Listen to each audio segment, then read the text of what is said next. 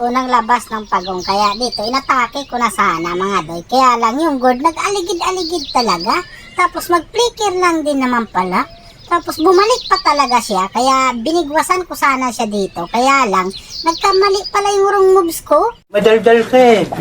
Nakakahiya kasi. Cameraman, bakit ko kamusta? Nagkagulo na pala dito sa bandang gitna. Naging alanganin nga yung pwesto ng Hilda mga doy.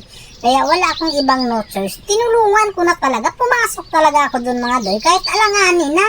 Pero napaganda pala yung taon yung pagpasok ko. Agoy, naku po, na-stun na ako. Sabay nag-ultimate na naman yung gourd. Pero wag kayong mag-alala mga doy. Pupurgahin ko na lang tong gourd na to. Wala kaming pakialam! Bakit ba?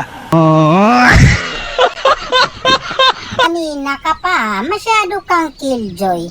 Gusto mo talagang hindi maglaro? Manguros ka na lang, gourd, habang isang tikim mo pa lang yung nararamdaman mo. At andito na naman, gusto na naman ikaw niyang kumunti sa pagong. Akala mo naman talaga, retry holder? You're bad. Wala akong ibang gagawin dito mga doy, kundi si gourd lang kasi hindi ko talaga ito paglaruin. Ako ba naman kasi sinubukan mo ngayon, nakakatikim ka tuloy. Bakit ko kamusta?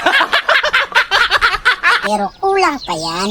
Hindi pa yan sapat. Kulang pa yan, gourd. Mag-flicker ka, mag-flicker ka, mag-flicker ka. Ano ba naman yan, gourd? Kung hindi mo sana kinuha yung inis ko, gourd, malamang nag-i-enjoy ka sa game na to. Kaya lang kasi, ikaw lang yung gumawa sa kapahamakan mo. Paano yan? Minamanmanan ko talaga yung kalihukan mo. Daig pa 27, 24 oras. Bakit ko kamusta? Sige, kunin nyo lang ako. Wala akong pakialam. Ang mahalaga, hindi si God ang makakuha sa akin. Kunin nyo lang. Huwag kayong mahiya. Kilala kong kaliskis mo, oy. Naku po, God. Sinabihan na kitang manguros ka na. Pero sa tingin ko, hindi mo talaga ginawa. Ayan tuloy. Humiga ka na naman tuloy. Sleep well, God.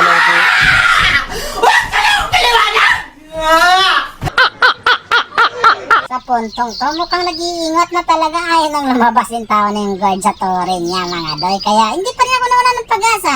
At dahil nagkaroon ako ng pag-asa, pinasok ko na naman in tawon yung guard. Kawawang guard, mukhang hindi talaga nakapag-email ng maayos. Tanong ko lang guard, wag mong masamain. Nakapag-email ka ba ng maayos or hindi? Kasi pakiramdam ko, pagod na pagod ka na talaga kahiga. Bakit ko kamusta?